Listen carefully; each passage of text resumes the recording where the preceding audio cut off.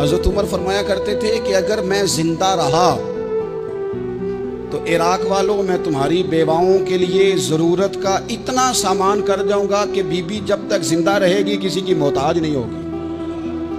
اس کے لیے اس طرح کے اسباب پیدا کر دیے جائیں گے کہ اسے حاجت نہیں ہوگی، اس کے لیے مستقل بنیادوں پر اس کے اخراجات دیکھ کر اس کے لیے اہتمام کر دیا جائے، اسے دوبارہ کشکول طلب دراز کرنے کی ضرورت نہیں پڑے گی۔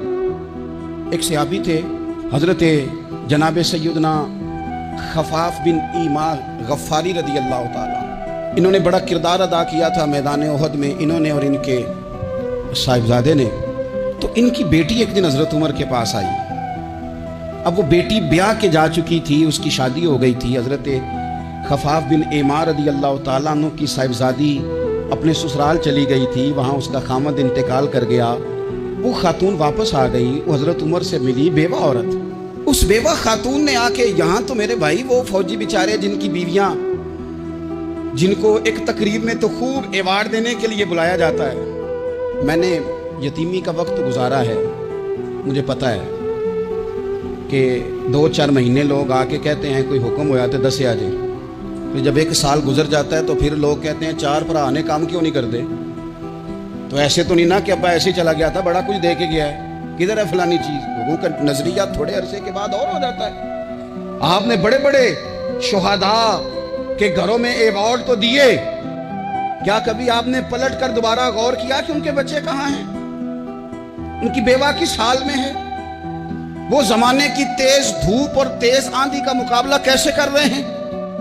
بغیر باپ کے جو انسان کو کھلے آسمان تلے وقت گزارنا پڑتا ہے وہ کتنا کو مشکل ہوتا ہے، وہ کس طرح ٹائم گزار رہے ہیں، یہ کبھی سوچا لوگوں نے؟ یہاں تو نرنگی سیاست دوران تو دیکھیے منزل انہیں ملی ہے جو شریک سفر نہ تھے، جو نکلے ہی نہیں تھے وہ منزل تک پہنچ گئے، اور جنہوں نے جوانیاں گزار دی وہ رستے میں رہ گئے۔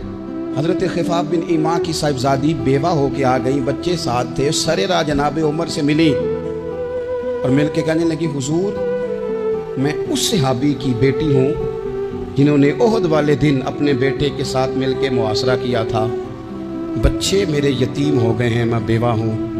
حضرت فاروق اعظم رضی اللہ تعالیٰ عنہ نے فہرست نہیں مانگی، خرچے کی ڈیٹیل نہیں مانگی، تم آنا فلانے سے ملنا، پرسوں 9 بجے آ جانا دفتر، یہ کوئی بات نہیں کی۔ حضرت عمر غور سے کھڑے، اس بیٹی کی بات سنی، چھم چھم سیدنا فاروق کی آنکھوں سے آنسو گرے، دوڑ کے گھر گئے، ایک اونٹ نکالا، وہاں سے مال غنیمت کا مال کے بھر کے 2 بوریاں، اور بوریوں میں کیا تھا؟